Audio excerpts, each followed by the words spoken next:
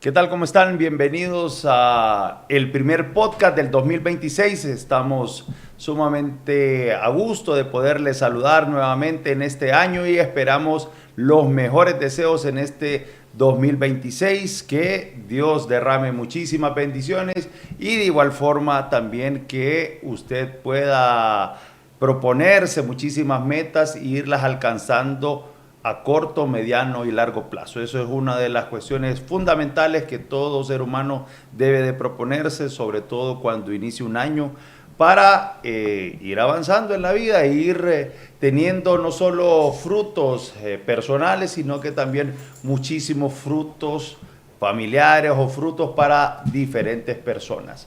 Este día vamos a hablar sobre el tema que estremeció al mundo y no es nada más y nada menos de lo que ocurrió el pasado 3 de enero del 2026, donde todo el mundo y en especial los hondureños nos levantamos muchísimos con la noticia de que había incursionado una operación militar en Venezuela donde se le había dado captura al narcodictador Nicolás Maduro, quien estaba al frente del gobierno a la brava en Venezuela. Pero para hablar y ahondar más sobre eso, cuáles pueden ser los impactos alrededor de la situación de Nicolás Maduro dentro de Venezuela, cómo queda el chavismo, cuál es la situación en la que deberá de proponer la oposición de cara a ir a un nuevo proceso electoral. María Corina Machado y Edmundo González Urrutia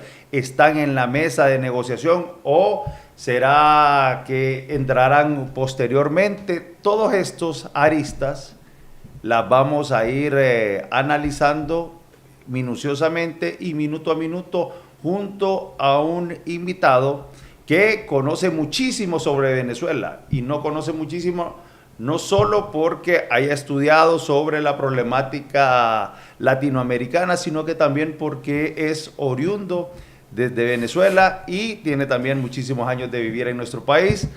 Y le damos la bienvenida al abogado Marco Porras, quien es licenciado en filosofía, abogado de profesión con muchísimos estudios del derecho internacional y además analista político, quien nos acompaña para desmenuzar, analizar verdaderamente qué es lo que puede suceder en los próximos días o semanas o meses en Venezuela y a qué nos podríamos ir encontrando de cara al futuro. Bienvenido, abogado, es un gusto que nos acompañe aquí en el podcast del Confidencial. Muchas gracias, licenciado Fernando Martínez, el gusto es mío, he aceptado la invitación gratamente y créame, siempre he estado muy atento en que en algún momento pudiese estar compartiendo con ustedes en este prestigioso Confidencial HN. Me uno a su felicitación a la ciudadanía, al pueblo hondureño, para desear pues un venturoso, bendecido y exitoso año 2026. Y aquí presto a compartir con usted los temas, interrogantes y cuestiones que podamos abordar en este interesante programa. Bueno, para ir iniciando en materia, si usted, ¿cómo visualizó, por ejemplo, la noticia cuando efectivamente se confirman por parte de los medios internacionales y de igual forma los medios locales en Venezuela que había una operación en curso en Caracas para desmontar toda la capacidad bélica que tenía Venezuela con respecto a poder contrarrestar a los estadounidenses y dos, termina con la captura del dictador Nicolás Maduro? Bien, ahí hay dos aspectos interesantísimos que usted destaca, esa capacidad o supuesta capacidad bélica para confrontar las fuerzas que actuaron en la extracción del delincuente Nicolás Maduro Moros, se desarrolló en una retórica acompañada por tres elementos. El ejército o lo que queda de él, porque son unas fuerzas bastante afectadas, ha habido mucha deserción, muchas personas que se han retirado o otros se han ido sin retiro de las Fuerzas Armadas porque de igual modo sus salarios no les permiten la subsistencia. Y para complementar esa fuerza que usted menciona, conformaron una milicia bolivariana. Esa milicia está conformada por reservistas y otras personas, incluidas mujeres, que voluntariamente se agregaron a ella, se anexaron a ella, con la intención de prepararse para combatir al enemigo, supuestamente para ir contra los Marines. Y la otra fuerza es la de los colectivos.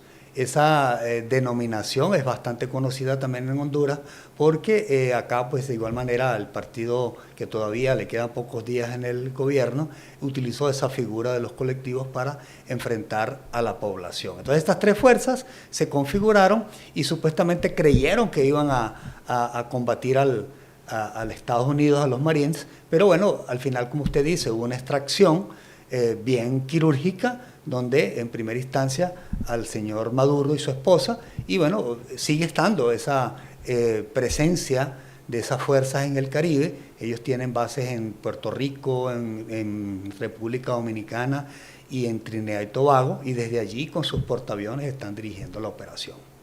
Esta operación Resolución Absoluta, como la denominó el Departamento de Guerra de los Estados Unidos, ¿considera usted que ha sido lo suficientemente efectiva, uno, para proceder al desmontaje del chavismo, o simplemente es cuestión de procesos?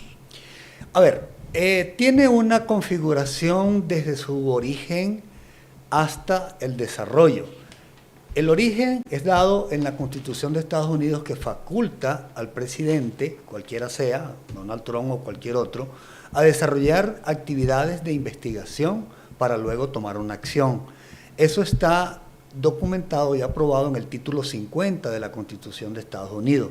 Una vez que se tiene esa investigación, ya confirmada, corroborada, filtrada, se procede a la acción. ¿Cuál fue la acción? Movilizar la flota hacia el Caribe suramericano y específicamente hacia las costas de Venezuela, Colombia y toda esa área. Y la otra acción es ya en operación desarrollar lo que hicieron el sábado 3 de enero de 2026 a la 1:50 de la mañana. Ese es más o menos el recorrido que ha tenido esa acción. Y como decíamos antes de entrar al programa, ha sido una extracción quirúrgica anticipada, crónica de una extracción quirúrgica anticipada, anunciada, porque ellos fueron de alguna manera anunciando cuáles eran los pasos. El primero, bombardearon unas narcolanchas que tenían droga, después detuvieron a unos cargueros de petróleo y por último, o mejor dicho, otro paso, porque todavía no se puede decir que es el último, la captura o extracción de Nicolás Maduro y su esposa. Mucha gente dice, ¿por qué solo Maduro y no Cabello, y no Padrino, y no Delcy, y no los Rodríguez, y no de repente hasta Wilson Vallenilla? ¿Por qué? ¿Por qué específicamente Maduro? ¿Cuál es el análisis al respecto de por qué Maduro y no el resto del chavismo? Ellos han hecho una selección de los cabecillas de lo que ellos mismos denominaron el cartel de los soles, que dicho sea de paso, ahorita en este momento con la extracción de Maduro está en cuestionamiento allá en Estados Unidos si eso existe o no existe. Esa categorización determinó que se pusiese en recompensa, rewards, la captura o quien suministrara información de Nicolás Maduro, Vladimir Padrino López y Diosdado Cabello, esos tres personajes. El primero con $50 millones, Nicolás Maduro; el segundo, Diosdado Cabello, con 25 millones, y el tercero, Vladimir Padrino López, con 15 millones. En total, $90 millones ha puesto desde aquel entonces Estados Unidos por quien rinda información para eso. Entonces, cuando capturan al primero, es apegado a una acción de cómo se ejecuta un protocolo para la detención y anulación de un criminal, que es muy distinta a un protocolo que se desarrolle para un presidente en funciones o para alguien que tenga alguna violación, digamos, de acuerdos internacionales o que haya cometido algo que no corresponda con la constitución del país en el cual está. Entonces, ellos han determinado esa categoría de cartera de los soles, identificaron los cabecillas, le pusieron precio a la captura o a la información que se rindiera de ellos y luego procedieron a hacerlo. Sí, estoy seguro que si se hubiese tratado de un personaje de la esfera gubernamental formal, hubiesen acudido a sanciones, hubiesen acudido a otro tipo de acciones que no necesariamente son la extracción con armas como lo hicieron en este momento. Entonces, eso es importante, licenciado Fernando Martínez, destacar, porque hay mucha confusión al respecto. Los afines a esa ideología del socialismo del siglo XXI, hace poco estuve viendo un personaje acá hondureño de apellido Herrera, creo que es René Herrera, donde dice que es un proceso histórico continuado en el cual la salida de los personajes no impide o no va a irrumpir en el desarrollo de ese proceso. Incluso hace mención de que la muerte de Chávez la continuó Maduro, si Maduro en algún momento sale de la escena, continuará. Eso no es así realmente.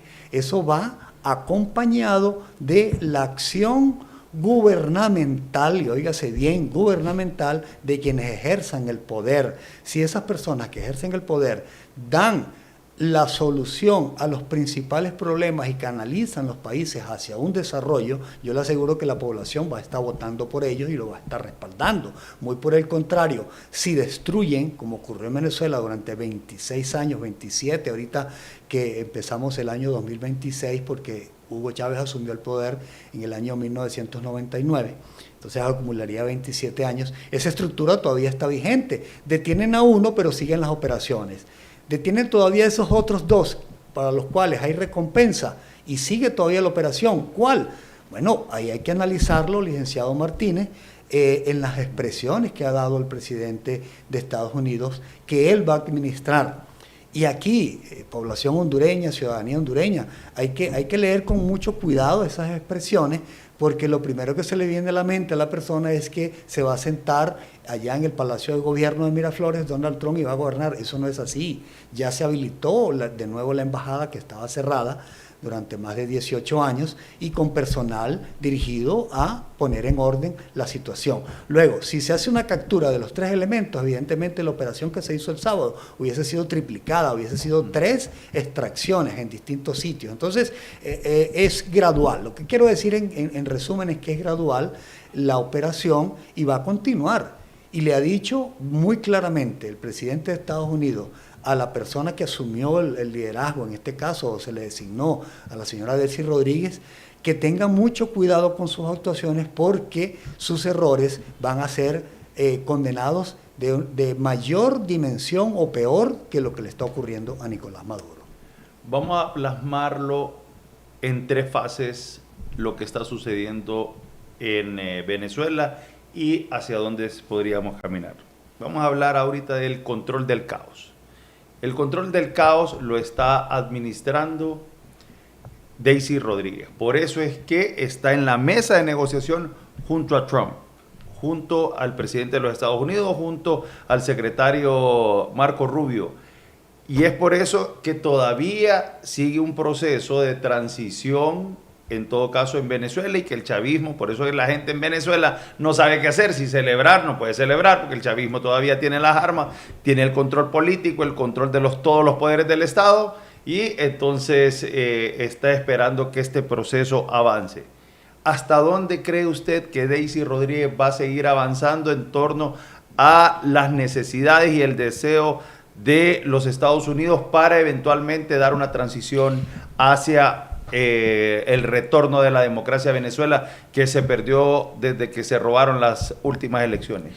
Delcy, le corrijo brevemente. Bien, ella tiene una asignación en este momento de parte, de manera directa, del presidente de Estados Unidos y del secretario de Estado, el señor Marco Rubio, de normalizar o llevar a la tranquilidad todo el impacto que ha ocasionado la extracción del delincuente Nicolás Maduro.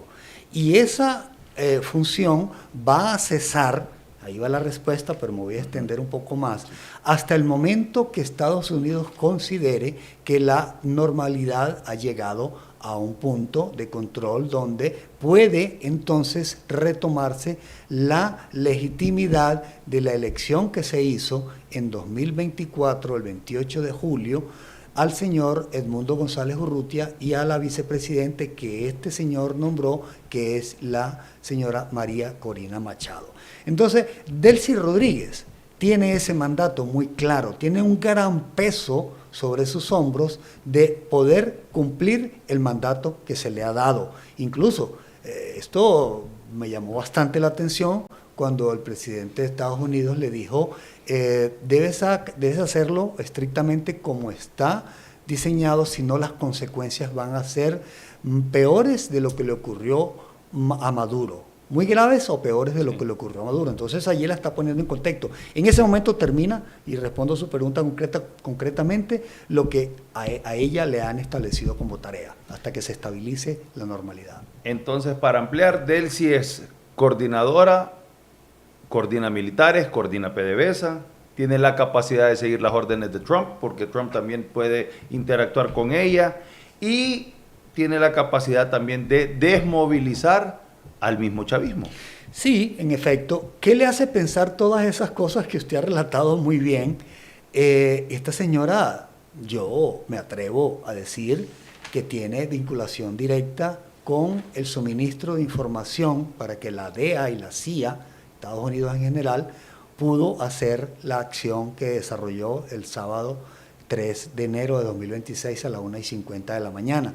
De no haber sido así, evidentemente sí, ellos tienen agentes infiltrados, etcétera, pero esta señora, con esa designación, queda en evidencia que ha suministrado información. Ahora, ella, y ahí voy a la pregunta, es una persona que, si bien es cierto, no tiene un reward para su captura, hay que reconocer que forma parte de la estructura criminal. Y tiene un cargo específico que es las finanzas. Esta señora estuvo en España en el 2023, aterrizando en el aeropuerto de Barajas, con varias maletas repletas de lingotes de oro.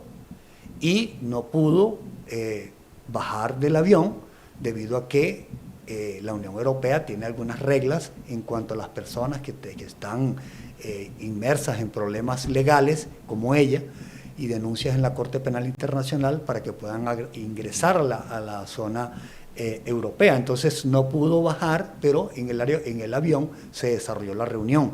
Luego, tocando algunos aspectos personales que desde el ámbito de la filosofía no se puede atacar mucho a la persona porque se desvirtúa con una falacia ad hominem, quiero resaltar que el novio de Delcy Rodríguez es un iraní que está activo en las fuerzas de Hezbollah y de ISIS.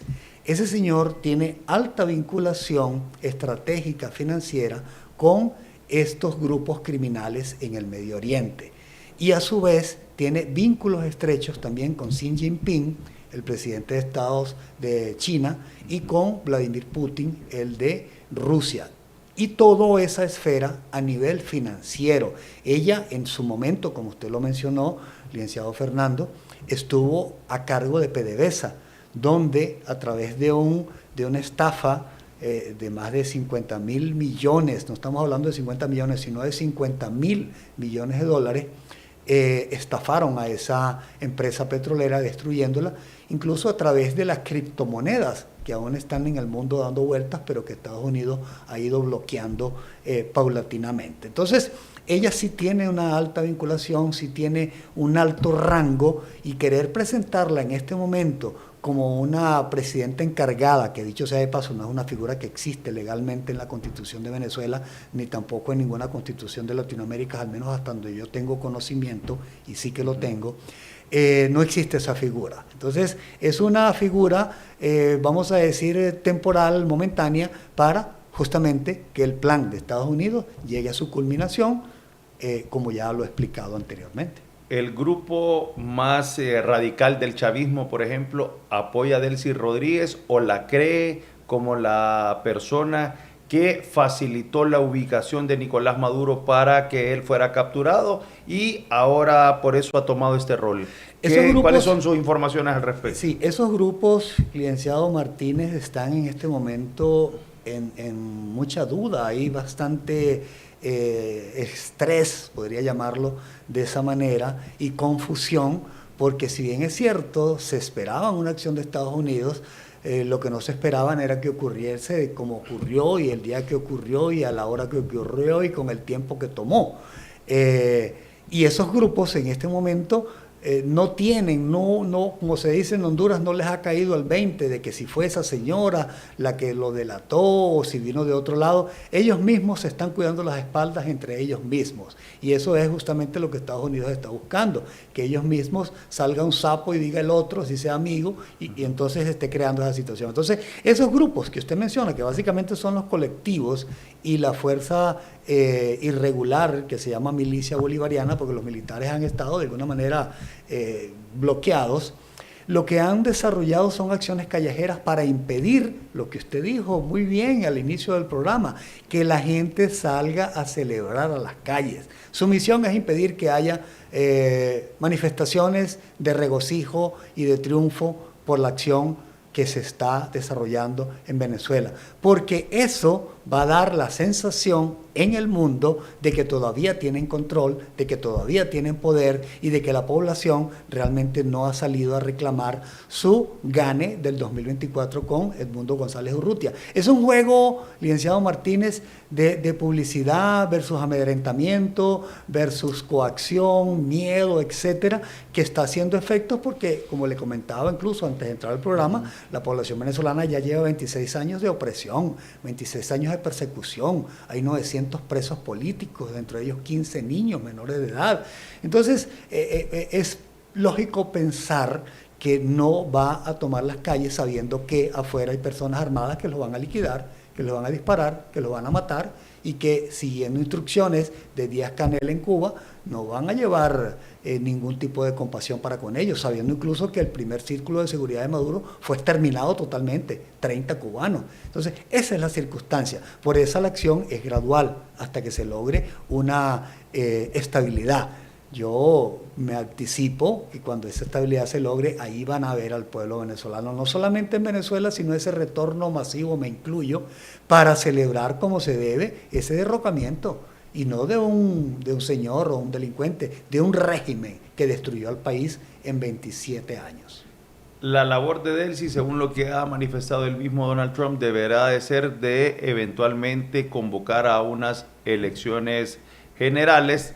Todavía no se puede determinar el tiempo porque todo eso lo va a ir dando que tanto ella pueda ser una persona que acate las órdenes del mandatario y ver cómo se va desmontando también esa ala tan dura del chavismo, que es la que ha tomado sobre todo represión contra los ciudadanos.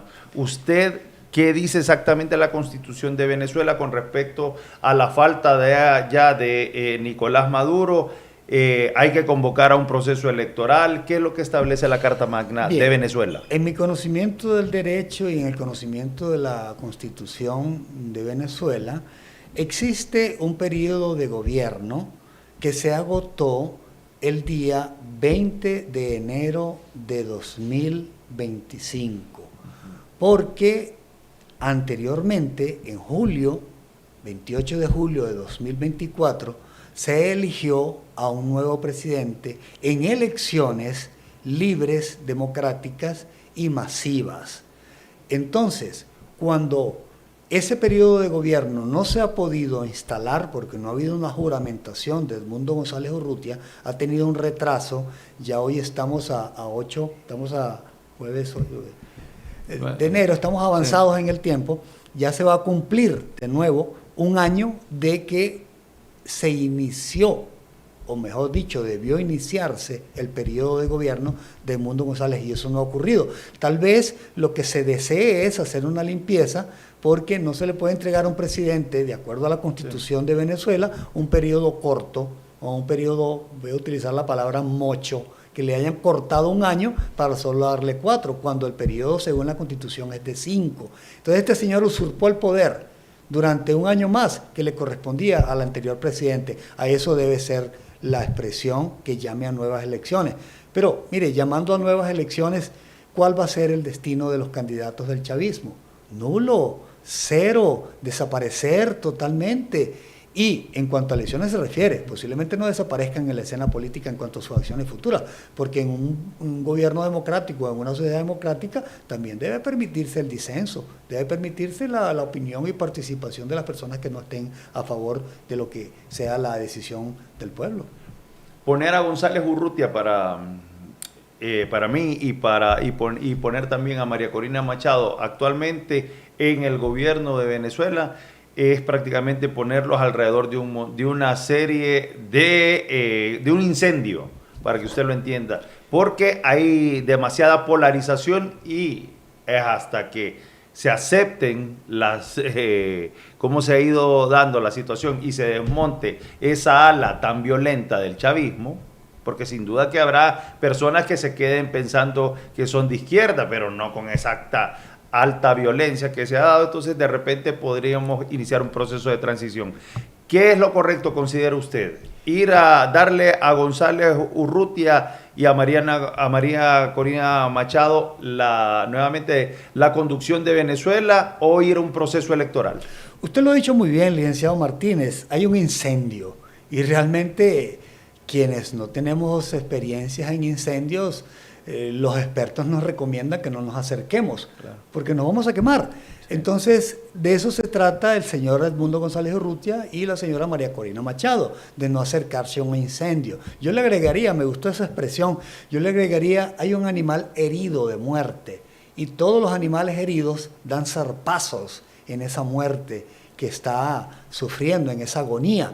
Y esos zarpazos pueden de alguna manera afectar la institucionalidad y a las personas que representan esa institucionalidad. Entonces hay que entender que en efecto esta señora nombrada, Delcy Rodríguez, en esta etapa transitoria y las acciones que se están desarrollando también de manera transitoria, deben conducir a esa normalidad, deben conducir a que ese incendio que usted menciona se apague totalmente y a ese animal herido que yo menciono muera totalmente, para que entonces ese incendio apagado y ese animal muerto sea reconstruido sobre el incendio, todos los destrozos que hubo, y sea enterrado ese animal muerto, porque bueno, también hay que enterrarlo para que la tierra le dé su ciclo que le corresponde, pues.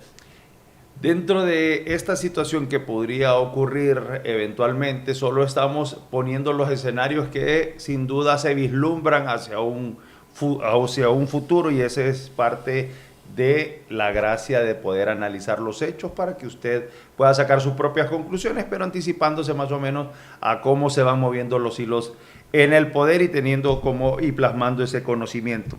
Viendo, por ejemplo, que eventualmente Delcy Rodríguez tendría que hacer todo este proceso de transición, desmontaje del chavismo, desmovilizar en algún momento hasta la misma población que los seguía fielmente, eso no es de gratis. Claro. Y eso podríamos observar que eventualmente se les diera un salvoconducto a las principales figuras del chavismo para retirarse de Venezuela, desmovilizar por completo su movimiento y eventualmente ir a disfrutar de los miles de millones de dólares que tienen en sus cuentas en alguna parte del mundo. ¿Considera eso justo, Aguado? Mire, qué interesante lo que usted ha planteado cuando dice eso no es de gratis. Y luego me pone en un dilema cuando me pregunta que si considero eso justo. La justicia está relacionada con la estabilidad y con que haya verdaderamente equilibrio entre quienes se someten a ella. Incluso hay un señor uruguayo que hizo el Decálogo del Derecho, que dice que cuando los abogados nos encontramos en el dilema entre aplicar la ley y aplicar la justicia, nos decidamos por la justicia. Eduardo J. Couture, uruguayo. Entonces, ser justo significa tener en contexto la realidad que ha pasado, despojarse de las pasiones, despojarse de las ideologías, como también usted lo mencionó, y ver cuál es el aporte fundamental hacia el desarrollo de un país. Lo justo en este momento es reconocer que hubo una destrucción masiva de un país que otrora estuvo en los primeros lugares de las economías, por lo menos de América Latina, y no sé si del mundo, que tiene recursos naturales en cantidades verdaderamente grandes que le han permitido en un pasado, en este proceso chavista y en el futuro le permitirán vivir, y que tiene una población altamente calificada, estudiada, y también otros que seguramente sin estudio, pero ejerciendo oficios muy propios también, la albañilería, la electricidad, etcétera, son útiles para el desarrollo de un país. Entonces, querer aminorar todo eso diciendo que esas fuerzas han sido golpeadas, han sido sacadas, han sido desplazadas por una acción criminal de un imperio, es simplemente caer en el ámbito de esa retórica propagandística que es muy utilizada por la izquierda y en la cual han sido muy exitosos propagandísticamente para realzar, para revestir o enmascarar sus fracasos como éxitos. Vean Honduras, no se vayan muy lejos, no lleguen hasta Venezuela. Vean Honduras, cómo trataron de maquillar muchos desastres, y ese no es el tema que vamos a tratar o que estamos tratando, y si en algún momento el licenciado tiene a bien invitarme, con gusto lo tratamos, pero vean esa destrucción sistemática y vean entonces cómo un Estado, que es Estados Unidos, garante de su estabilidad y de su autonomía y su autodeterminación de los pueblos. Las cárceles venezolanas fueron vaciadas en las principales ciudades de Estados Unidos, Nueva York, otras ciudades importantes, fueron vaciadas de delincuentes y mataron, violaron, saquearon, robaron, extorsionaron a muchas personas estadounidenses.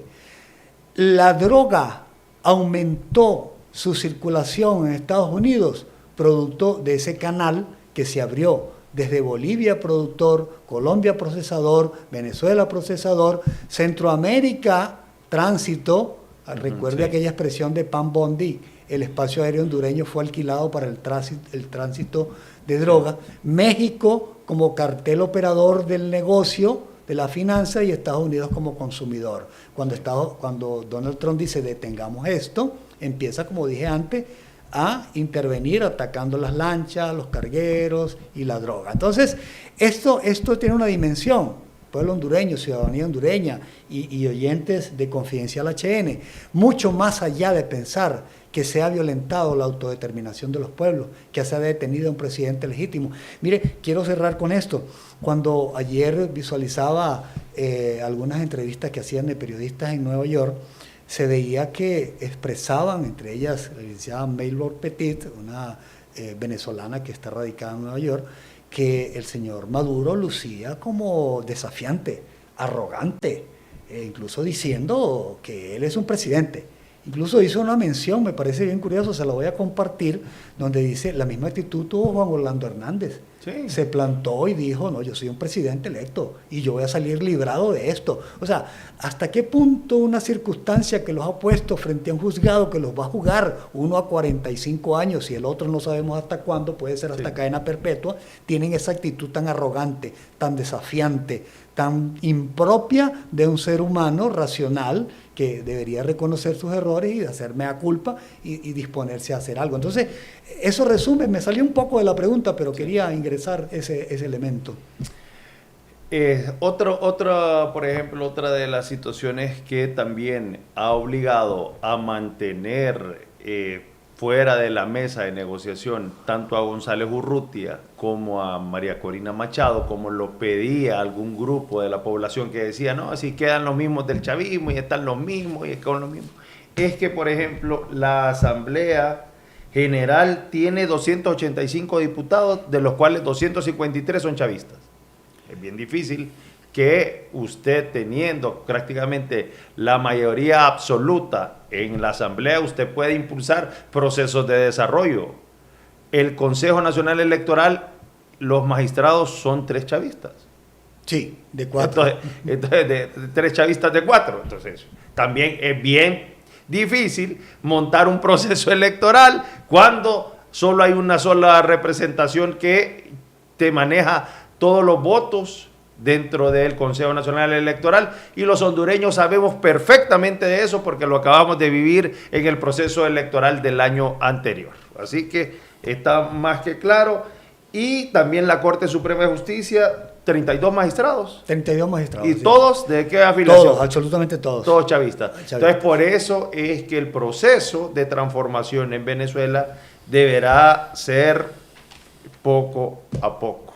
Sí, gradualmente. Con medida gradualmente. Esa estructura no se reemplaza o se sustituye de un solo golpe, debe ser gradual.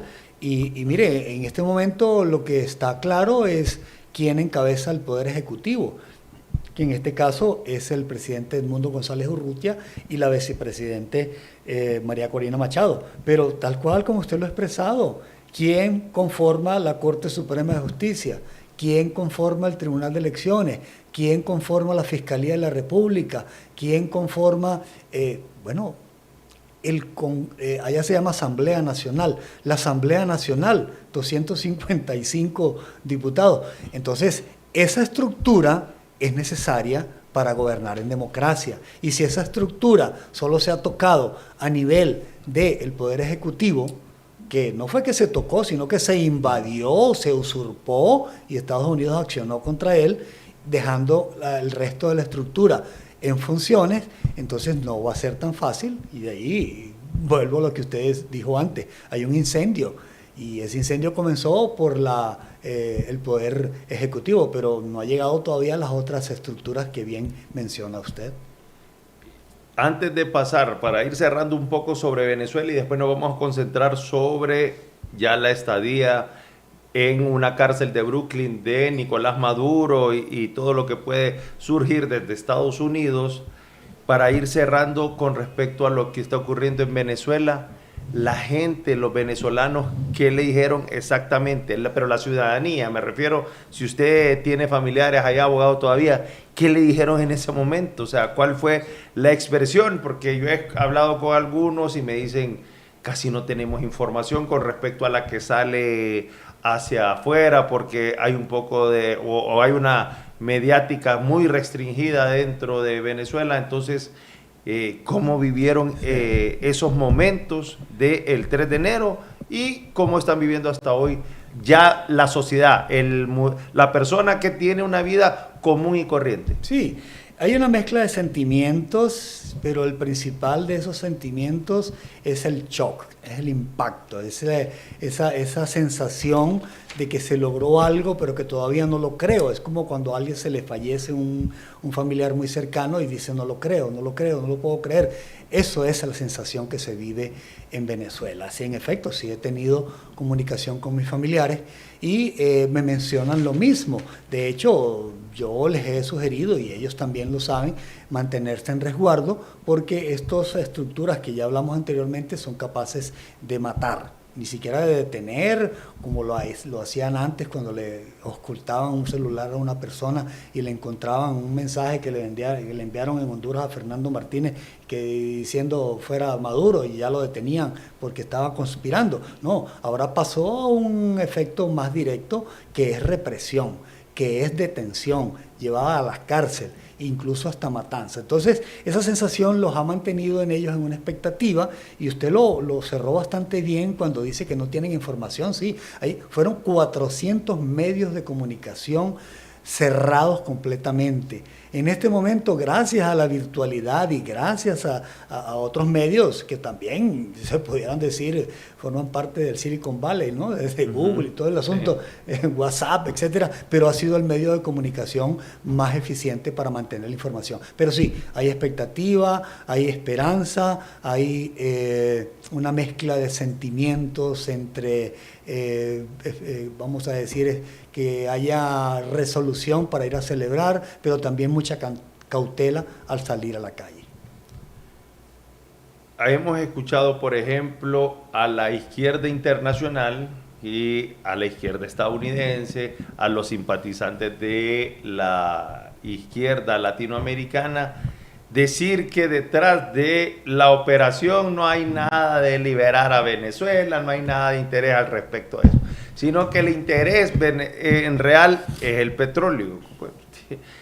Como que la ayuda de Rusia y la ayuda de China o la ayuda del mismo Cuba fuera por amistad, también es exactamente por lo mismo. Pero bueno, ¿qué opina usted al respecto, abogado, cuando le dicen ahí no hay nada de que les van a ayudar, ahí lo que quieren es detrás de su petróleo, sí, detrás del petróleo de los venezolanos y se lo van a quedar? Interesante su pregunta. Mire, aquí dos cositas. Una, en 2008 vino Hugo Chávez a Honduras y aquí en Tegucigalpa dio un discurso diciendo comandante vaquero, comandante cocalero, comandante llanero, ¿no? Eso lo hizo después de pasar por Guatemala en la toma de posesión de Álvaro Colón. Eso es una injerencia directa. Entonces ahora se quiere decir que la izquierda no hace injerencia en los países. Bueno, cuando Donald Trump ha dicho ese petróleo es mío, en primer lugar entendamos que el presidente Trump es una persona bastante efusiva, emotiva, megalómano, posiblemente muy egocéntrico en sus expresiones. Pero quiero explicarle a los audientes y al pueblo hondureño en general que desde la nacionalización de la industria petrolera en Venezuela en 1999, cuando Chávez dijo exprópiese, desde ese año dejó de pagársele a Estados Unidos la cuota correspondiente de petróleo por la inversión hecha en las refinerías y hechas con los taladros de explotación y toda la infraestructura de edificios, etcétera, que se desarrolló alrededor de PDVSA, Petróleos de Venezuela. Eso, a partir de ese año, no se le pagó un centavo más a Estados Unidos por esa inversión multimillonaria que hizo en instalar la industria petrolera. Cuando él dice ese petróleo es mío, es que durante 26 años alguien debe pagarlo, como dijo el licenciado Martínez. Sí, pero aquí se está acumulando una deuda, claro, y ya hay una acumulada. A ese se le suma la acción militar. Esa acción militar no es de gratis. Vamos a estar claros, aquí no podemos estar ocultando cosas, tratando de justificar una acción y que eso no va a tener una consecuencia económica. Sí la va a tener, pero óigame, señores de izquierda, óigame, señor Gilberto Ríos Munguía y señor Héctor Hernández, eso no es una injerencia, eso económicamente se llama pagar la factura. Señores de izquierda, China también tiene intereses en Venezuela. Le desembolsó 55.000 millones de dólares para que construyeran vialidad, para que construyeran los trenes bala que iban a comunicar las principales ciudades y puertos del país. Todo ese dinero, como se dice en Honduras, y disculpe la expresión, se lo huevearon, se lo echaron, se los fueron a sus arcas personales. ¿Y usted cree que China ha olvidado eso? No lo ha olvidado, lo va a cobrar. ¿Y usted cree que los venezolanos no estamos conscientes de que eso hay que pagarlo? Estamos conscientes, eso hay que pagarlo. A China, a Estados Unidos, y al que se le deba hay que pagarle, pero al que se le deba legalmente, al que se le deba con documentos, al que se le deba con un arraigo específico de una acción desarrollada, la industria petrolera y su infraestructura, los trenes que se iban a hacer. De ahí surgió el Tren de Aragua. El Tren de Aragua era como el STIVIS, el sindicato de la construcción del tren, y cuando se destruyó, que no se pudo continuar, ellos se fueron a delinquir y empezaron extorsionando. De ahí nace. Empezaron robando en las calles de Maracay, Estado de Aragua, porque ahí es donde está el Tren de Aragua, justamente. Y fueron creciendo. Y mire cómo escalaron a nivel mundial. Sí, después se volvió una organización criminal. Una organización criminal. Pero viene del Tren de Aragua, que el Tren de Aragua lo financió China. Cuando a China le dicen el Tren de Aragua, yo le aseguro que más de uno debe molestarse, porque eso fue financiado por ellos. No la organización criminal, sino la estructura para construir una conexión entre el principal puerto marítimo de Venezuela, que es en el estado Carabobo, el puerto Cabello, con Caracas, con el otro puerto que queda al norte, que es Puerto La Cruz y la isla de Margarita. Todo eso se destruyó, mejor dicho, eso ni siquiera se llegó a ejecutar, Quedaron unos pilotes, por ahí lo puede consultar en la internet, solamente los pilotes quedaron, pero nunca los trenes, nunca la estructura. De ahí surgió, estos señores fueron a delinquir cuando ya no tenían más trabajo. ¿Cuál es la capacidad actual de PDVSA de sacar petróleo para elevar su costo? ¿Tiene algún porcentaje? Porque si usted lo visualiza fríamente, si los estadounidenses entran y la capacidad es mínima o la capacidad ha bajado muchísimo debido a que no renovaron las máquinas, que la capacidad de extracción que tenemos está obsoleta, es rentable que los estadounidenses te vayan a dejar montado una capacidad de extracción nueva, mucho mayor capacitada para que puedas tener mayor producción de barriles. Sí, la producción actual anda alrededor de 500.000 barriles diarios. Y si la trasladamos a 1999, alcanzó un pico de 4 millones de barriles diarios. Es decir, se redujo en 3,5 millones de barriles diarios en ese proceso. En promedio, en algún momento el barril de petróleo costaba $100. Sí. El promedio actual está en 58. Pero aún así, saque la cuenta. Sí, 60. No sé, 700,000 barriles o 500,000 barriles y que usted saque a $60 cada barril. El problema es el costo. Claro. Y luego, pero igual siempre es un montón de plata. Es un montón de lógicamente, plata. mucho menos de la que se sacaba en un principio, con 4 millones de barriles. No. Pero ojo, interesante la pregunta, porque esos 500,000 que se producen en este momento, la mitad va para Cuba, de gratis. Y con la intervención, a partir de agosto, en el Caribe venezolano, ya dejó de llegar a Cuba. Por eso hay apagones, por eso hay hambre, por eso hay protesta en Cuba, porque ya no hay suministro de petróleo para generar energía, para generar combustible para los vehículos, para las motocicletas, etc. Entonces, ha tenido una repercusión. Y la otra mitad va para China. Pero China, eso es peanuts para China. O sea, que le manden 250,000 barriles de petróleo. Una fábrica. Un grupito de fábricas. Un grupito de fábricas nada más. Pero sí. La gran China, que pretende dominar al mundo, necesita buen petróleo para hacerse. Yo diría que 2 millones, no sé cuánto necesitará. Pero entonces la factura de los chinos es mucho más grande que la que se tiene con Estados Unidos. Total, Venezuela en este momento, y esto lo digo con mucha responsabilidad y con mucha claridad, licenciado Fernando Martínez y pueblo hondureño, yo nací en Venezuela. En este momento, sin que me quede nada por dentro, nosotros estamos agradecidos, y habrá un sector que no lo está, con que se haya tomado la acción que se tomó de detener a un sátrapa, a un delincuente, a un asesino, a un narcotraficante, y que se haya puesto a manos de la justicia. No va a ser juzgado ahorita, debe durar varios años en su juzgamiento, pero que va a salir condenado, porque destruyó al país. Y nosotros, indistintamente de que se diga, y esto no es que yo apoye el injerencismo, no, estoy totalmente en contra de que un país vaya a tutelar a otro, por supuesto que lo estoy, pero eso digámoslo al ciudadano venezolano de a pie, a los 8 millones que transitaron fuera del país, a los 2 millones que cruzaron el Darién para llegar a Estados Unidos, pasando hambre, violaciones, pasando enfermedades, muriendo en ese camino. Dígaselo, no lo van a entender, no lo van a querer entender, dirían hasta una mala palabra, no nos importa, en Honduras se dice de otra manera, pero eso nos va a garantizar a que nosotros podamos tener un país mucho más estable. Eso es lo que hay que destacar. Y luego, ellos que sigan con su estribillo, golpe de Estado, la detención de un presidente, la injerencia, la autodeterminación de los pueblos, que lo sigan. A la final no lo van a lograr, licenciado Martínez. A propósito, el dictador, o el presidente de facto, que ocupaba la silla presidencial que le correspondía a González Urrutia, que era Nicolás Maduro, él manifestaba que iba a haber una huelga general el día que hubiera una detención. Bueno. Y Venezuela sigue tal como está. Ustedes vieron ya ayer, nosotros presentamos imágenes, o hemos presentado durante esta semana, hemos presentado imágenes con respecto a cómo se va desenvolviendo la vida en Venezuela, y prácticamente hay una situación que está dentro de la normalidad. No hay nada de huelga, que eso es lo que soñaba Nicolás Maduro, que el pueblo se iba a ir a huelga permanente y que todo se iba a paralizar. Más bien Estados Unidos ya movilizó alrededor de unos 9 buques para sacar petróleo y comenzar a hacer todos estos procesos que vamos a ir detallando semana tras semana.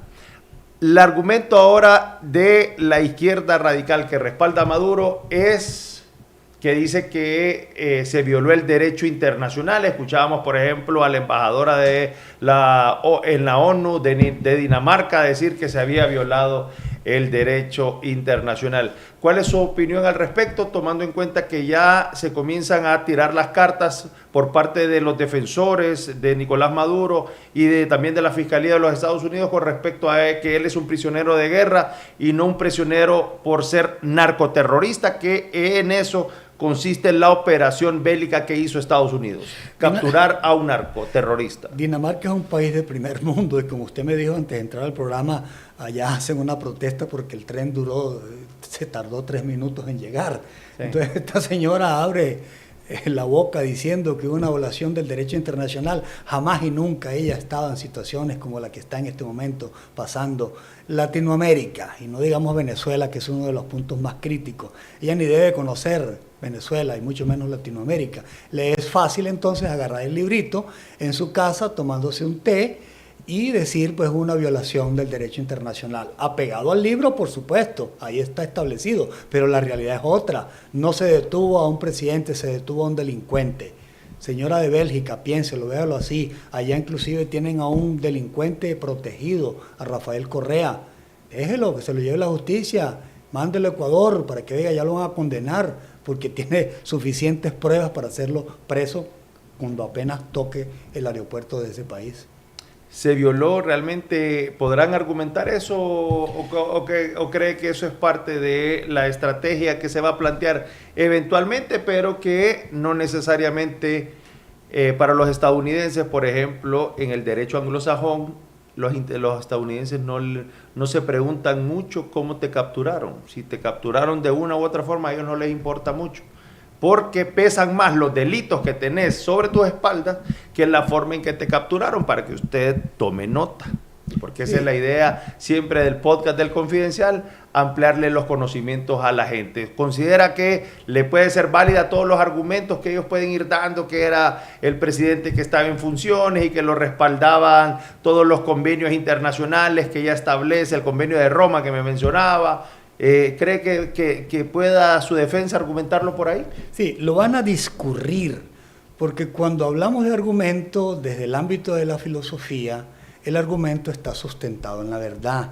La retórica está sustentada en la repetición de un cantarrillo que se ha venido diciendo y se repite. Ellos lo van a discurrir, van a seguir diciendo que fue detenido un presidente, etcétera, pero no va a ser posible que un cantarrillo, que una situación retórica pueda superar un argumento. Y un poquitito, 30 segundos seguro, o 10 de clase, un argumento es totalmente opuesto a una retórica. Un argumento no se puede rebatir, una retórica con el pie la das y la derrumbas. Ellos van a seguir desarrollando la retórica, la Fiscalía sí va a desarrollar argumentos que están sustentados en verdades, que están sustentados en pruebas y que jamás, desde los tiempos de la antigua Roma y de la antigua Grecia, una retórica jamás ha superado a un argumento. Esas retóricas no pueden superar un argumento. Bueno, aquí en Honduras tuvimos un ejemplo. Este señor fue condenado a 45 años y salió indultado. No salió porque se rebatieron argumentos. Claro. Ese proceso ahí está todavía y posiblemente él tenga algunas limitaciones en cuanto a su recurrir o su actuación posterior al indulto.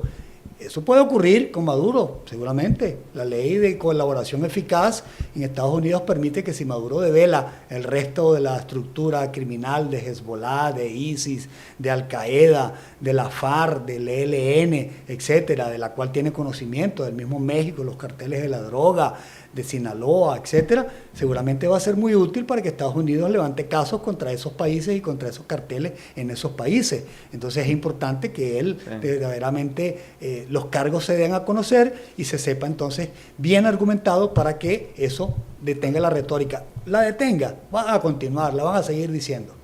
Entonces podríamos ver que el argumento, por ejemplo, que tanto podría interesarle a Estados Unidos no es tanto que él revele quiénes estaban conformando el cartel de los soles, quiénes trabajaban del cartel de Aragua, sino más enfocados en información sobre Irán, sobre Rusia, claro, sobre Hezbollah, sobre más actividades terroristas, para que la gente también se vaya haciendo una idea que él de repente no le importa la información de los carteles, sino que le importa información que lo conduzca hacia objetivos más puntuales como es Hezbollah, Irán y toda la actividad terrorista que siempre se está planificando en el Medio Oriente en contra de los estadounidenses. Claro, ya lo comentábamos antes, Delcy Rodríguez tiene vínculo estrecho con Hezbollah, con ISIS, con Al-Qaeda. Su novio es un activista militante, dirigente de Hezbollah, y también han enviado a esa parte del Medio Oriente cantidad de dinero, cantidad de droga, cantidad de criptomonedas, cantidad de petróleo. Entonces sí le interesa a Estados Unidos develar esa estructura. ¿Por qué? Porque esa estructura es mucho más férrea desde el punto de vista de que tiene mucho más experiencia en los años. Recuerden los reveses que ha tenido Estados Unidos en Angola, en Vietnam y otros, al tratar de detener justamente a esa fracción de ese islamismo en el mundo, ¿no? Y no le ha sido fácil. Presidente tras presidente intentan acciones y algunas han sido exitosas, como Osama Bin Laden, como Gaddafi y como Saddam Hussein, pero siguen habiendo otras. Eso, ahí también utilizo un poquito la filosofía, utilizando la categoría mutatis mutandi. Mutan, cambian, se modifican, tienen otras formas de actuar. Y Estados Unidos también entonces debe adecuar sus actuaciones en ley, porque lo hace en ley, a ese mutatis mutandi. Y luego le hace advertencias, pero al ver que no la va a poder acatar o que no le van a hacer caso a esa advertencia, los bombardea, los elimina. Osama Bin Laden no solamente lo mataron, asesinado, disparado, sino que su cuerpo lo desparramaron en el mar para que no apareciera ni siquiera un hueso. Entonces, ese tipo de situaciones son atroces comentarlas, la verdad que son bastante duras decirlas incluso, pero forma parte de lo que Estados Unidos en este momento quiere, que Maduro les eche el cuento de cómo está esa situación ahí. Y también para la gente que dice que el imperio se comporta diferente, simplemente se comporta igual, solo que tenemos un actor que le gusta comentar, hablar muchísimo. Obama, más de 5 o 6 guerras, ordenó. Obama, que es el presidente demócrata más querido de los últimos 20 años.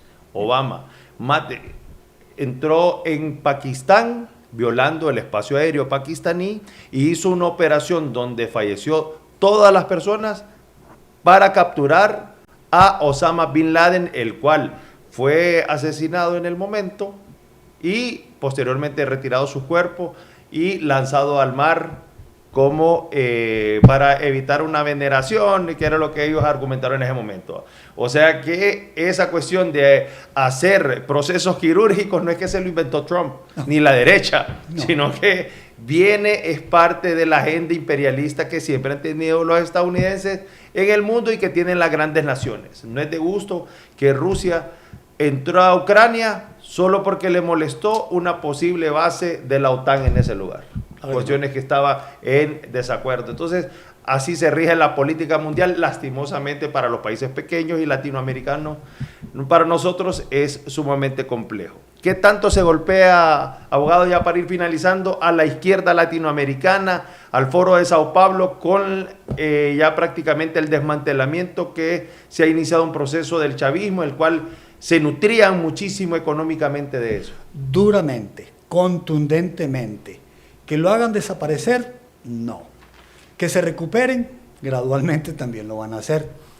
Recuerden que principalmente en Latinoamérica, si hablamos de Europa del Este, ahí estamos hablando de otra dimensión, pero principalmente en América Latina prevalece la insatisfacción por gobiernos que no han cumplido sus promesas electorales. Honduras, no vayamos más fuera de Honduras. Aquí se prometió la Sisi para atacar la corrupción, no se implementó. Aquí se prometió quitar los peajes, ahí están los peajes. Se prometió hacer hospitales, 2 se iniciaron, no se culminaron, uno en Colombia, uno en Choluteca. Se prometió hacer un hospital en el centro cívico, jamás se hizo. Se prometió vender los carros de lujo, tampoco se hizo. Al contrario, hubo una corrupción en Sedesol y otra corrupción con Corium. Es decir, mientras ocurran ese tipo de situaciones, hágala quien las haga, porque si el presidente actual o electo en Honduras de nuevo incurre en este tipo de fallas de no cumplir su promesa electoral, seguramente que en 4 años el pueblo lo va a castigar. Entonces, esas circunstancias hay que verlas. No desaparece ese socialismo del siglo XXI, concretando la respuesta, por el simple hecho de que hubo un golpe en Venezuela, un certero y duro golpe a Venezuela. Va a desaparecer en la medida en que los pueblos maduremos, adquiramos mayoría de edad y sepamos diferenciar quién es la opción de gobierno más adecuada, más propicia, más conveniente para el desarrollo del país. Dejar de estar creyendo en discursos vacíos, dejar de estar creyendo en socialismo democrático, en las 15 familias, en el golpe de Estado, etcétera, etcétera, porque eso no es la esencia de lo que desea el pueblo hondureño ni el pueblo latinoamericano. ¿Qué deseamos el pueblo hondureño y el pueblo latinoamericano? Tener empleo, tener desarrollo, tener salud, tener buena educación, tener vialidad, tener oportunidades de trabajo en el turismo, tener una economía sólida, una moneda sólida, tener excelentes relaciones con otros países para que eso permita que el país se desarrolle. Y si nada de eso se promete, y mucho menos si se promete no se hace, evidentemente que quien incurre en ese error va también a poner en precario su posibilidad de llegar de nuevo a una próxima magistratura. Abogado Porras, ¿cuándo regresa a Venezuela? Bueno, al igual que González Urrutia y María Corina Machado, cuando se estabilicen las cosas. Es una pregunta interesante porque solo agrego que el que migra siempre conserva la añoranza de volver a su país y yo no soy extraño a ello. Yo lo haré, no tengo una fecha determinada, de hecho tengo acá, todavía estoy desarrollando un estudio en relaciones internacionales, una maestría y también pues familia y otros compromisos profesionales en el derecho, en el cual me dedico y del cual vivo, que realmente no va a ser, digamos, tan pronto dejar las cosas en orden para poder hacer el viaje. Lo que sí, haría un viaje y regresaría, porque pues evidentemente también quiero ir a abrazar a mi patria, a mi familia, a mis hermanos, a mi madre, allá y celebrar con ellos ese triunfo que obtuvimos. Bueno, le agradezco que haya participado en el podcast del Confidencial y gracias a todos por habernos acompañado. Sin duda que le damos fuerza desde Honduras a todo el pueblo venezolano, al bravo pueblo de Venezuela que ha luchado incansablemente por liberarse de esta dictadura y se han comenzado a dar los pasos para volver a ser el país más desarrollado de toda América Latina como fue en los 80s.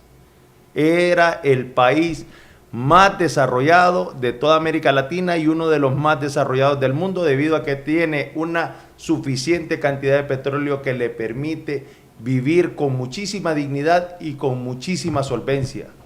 Como les dije yo y lo he repetido, nunca he visto yo un catarí en las calles de Tegucigalpa solicitando colaboración para poder continuar con su migración hacia los Estados Unidos. Y lastimosamente sí he visto un hermano latinoamericano como son los venezolanos que con el afán de buscar un mejor derrotero porque en Venezuela ya no podían, han decidido emigrar hacia otras latitudes y que esperemos que los latinoamericanos con lo que podemos o con lo que tenemos hayamos abierto también las puertas para ellos. Gracias por acompañarnos en este primer programa del Confidencial HN. Siempre atentos porque nosotros le traemos los entrevistados, el análisis más oportuno para que usted saque sus propias conclusiones. Un abrazo y feliz 2026. ¡Ánimo! Que lo mejor está por venir.